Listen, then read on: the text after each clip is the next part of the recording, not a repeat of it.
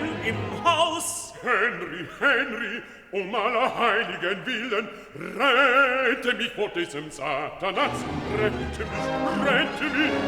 Sie macht mich krank, sie macht mich tot, sie macht mich wahnsinnig, sie zerreißt mir die Ohren, sie zertrampelt mir das Herz. Henry, rette mich vor ihr, oder ich geh vor die Hunde. Mein gütigster Ohm, beruhigt euch. Was erlaubt ihr euch gegen meinen Oheim? Bin euch keine Auskunft schuldig und macht schleunigst wieder die Tür von außen zu.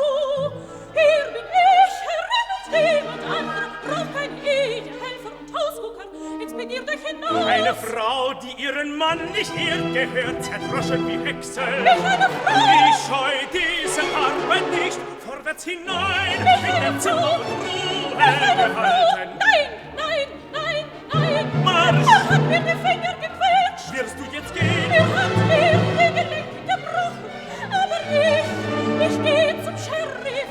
Justiz! Wirst du jetzt gehen? Ja! Das war meine erste Probe. Ja. Versuch's nicht weiter. Oh. Und jetzt vorwärts hinein.